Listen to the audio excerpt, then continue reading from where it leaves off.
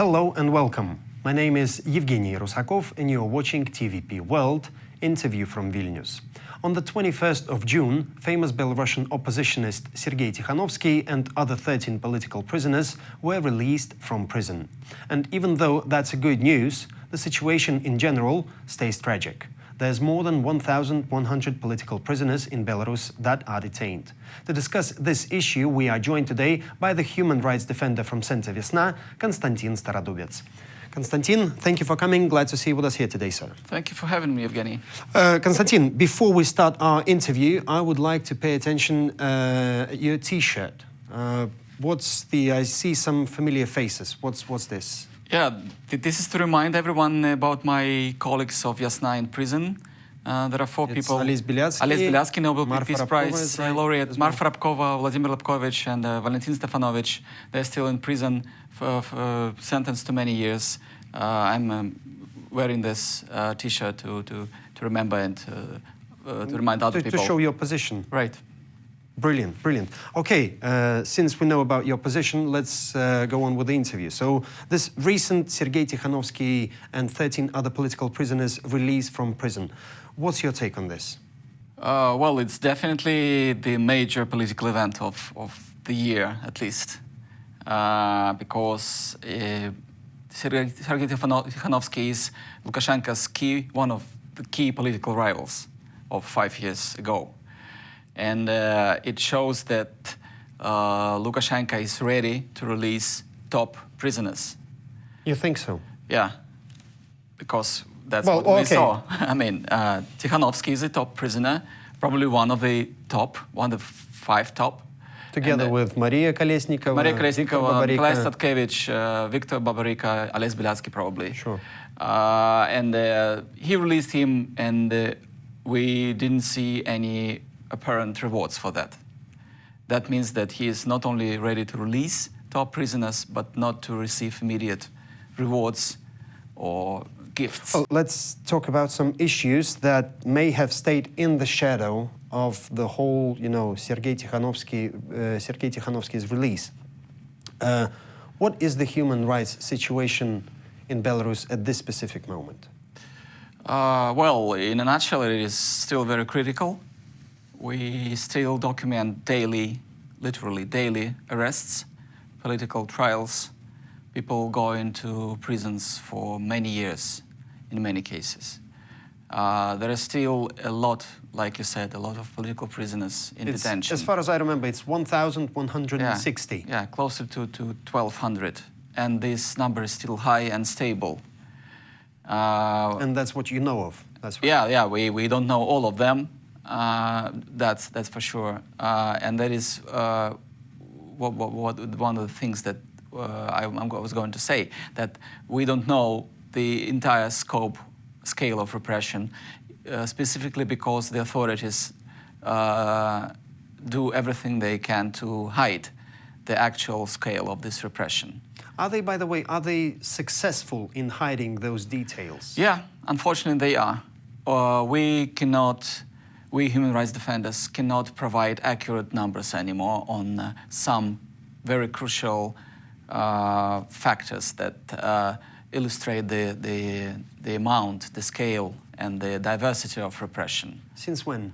Since at least 6 months. Okay, probably since they closed the information, the open information, open sources of the ongoing trials. Yeah, exactly, and on the sentences as well. Okay. So we don't know how many people go on trial, and we don't know anything about their charges, and sometimes we don't even know that a specific person was sentenced in the first place and went to prison. So that's their purposeful policy, and it is unfortunately successful. And just to mention that all this happens amid Sergei Tikhanovsky's release. Yeah, it's the background that is there. It's been there for 5 years, and it's not going to go away in the coming months, at least. That's for sure. Okay, let's go on. So, on the 2nd of July, in honor of Independence Day, Alexander Lukashenko pardoned 16 people. And Sergei Tikhanovsky's release took place on the 21st of June. So, what's your take on this? Do you see any link between these two events and just a simple question here. Is the ice broken? Well, yeah, the ice has been broken in a way, but most probably there are no links between the two sets of releases. Probably that the first one, which was arranged with the help of the Americans, was a one-time event, while the most recent one was timed to, like you said, to celebrate this official Independence Day, Lukashenko's plaything. And as far as I remember, there's not much information about that recent release, right? Nothing.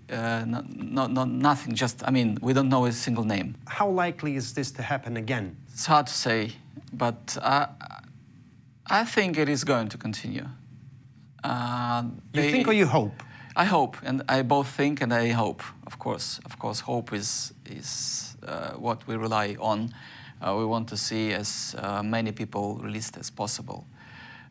Since it's already, 10th group of released prisoners, something like it looks like a very long-term trend. Good sign. Yeah, so it looks like they are going to continue releasing people in small groups and not boast about it at the same time. What's this? Let's keep the fingers crossed, right? Fingers crossed. Okay, let's do it.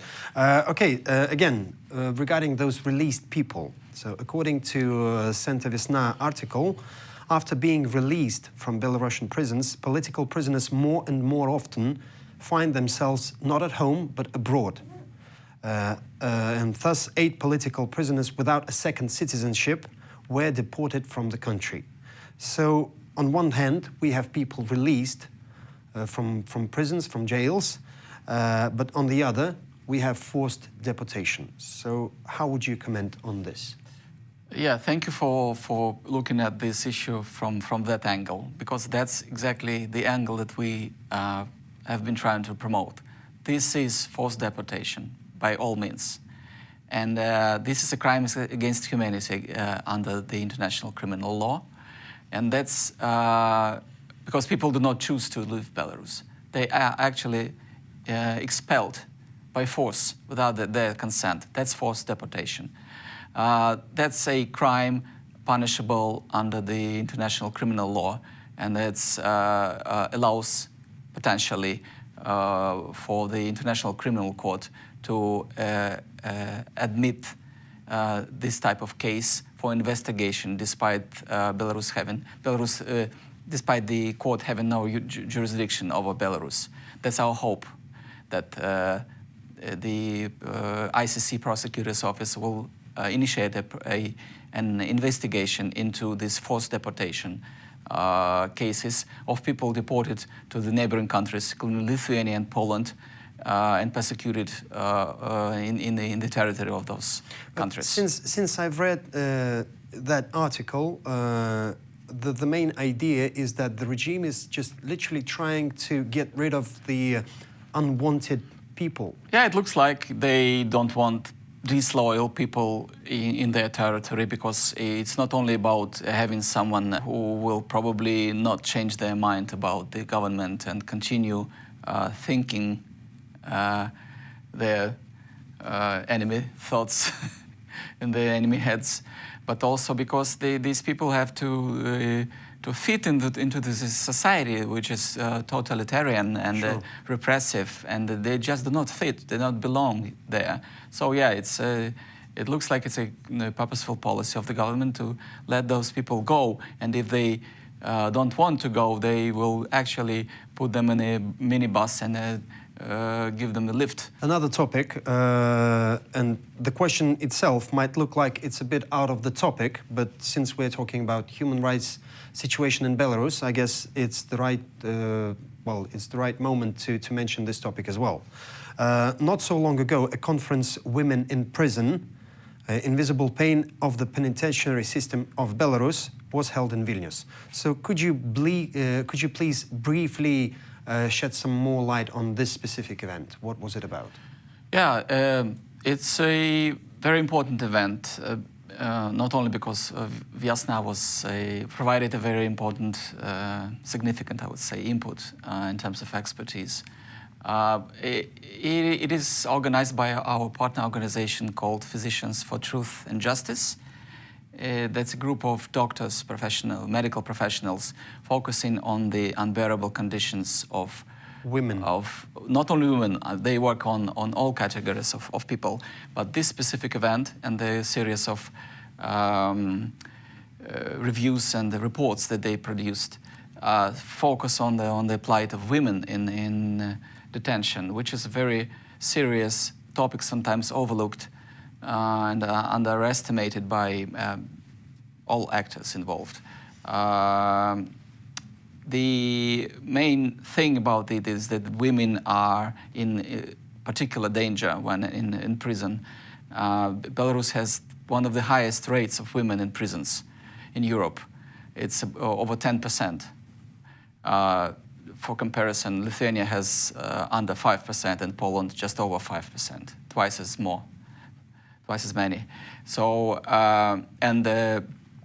focusing specifically on women political prisoners, it underscores that those women who end up in prison, most of them are first-time convicts. It means that they are ordinary citizens with no prior convictions, with no prison experience, and they go to these unbearable conditions of prisons to suffer. They have no contacts with their families, with their children in the first place. That's a super harmful, traumatic experience. The initiative that I mentioned that organized this event, this conference, they estimated that over 75% of former women political prisoners suffer from PTSD. And that, I mean, you can only imagine the consequences of those mental issues. That social alienation, problems in the family, in employment, socialization, and then many other things. Suicidal tendencies also were mentioned. So it's a huge issue for not only for the women themselves, but for the society. I don't even know if I can comment on this, but yeah, that sounds very sad. My last question again, briefly. What, in your opinion, would be the best way to deal with Lukashenko's regime in order to get people out of jails? Is it restrictions and sanctions, or is it negotiations like the ones we saw recently? Well, I wish I knew. I mean, the best way would be to ask Lukashenko, of course, but he is not. It looks like he's not sure himself what will suit him best. Goes by the flow. Yeah, probably. Goes with the flow. Probably, I mean, judging by what we've seen, what we've witnessed over the past 5 years, it looks like the hardline position on having more sanctions and sanctions on top of more sanctions alone does not work that well. Sanctions do matter, and the authorities, the government, are afraid of them. That's not only a nuisance, that's an obstacle to the development of the country, to the economy, to trade. But negotiations. But negotiations without dialogue, of course, without dialogue you cannot release people. So it's probably somewhere. Yeah, somewhere in the between. And the Americans proved that. I mean, they came to Minsk and released people. It looks like an effective policy. Yeah, real policy. Okay. Konstantin, thank you for coming to our studio today, and I really hope to see you once again. Thank you. Thank you. And I would like to remind our viewers that our guest for today was a human rights defender from Center Viasna, Kanstantsin Staradubets. You're watching TVP World. Stay with us.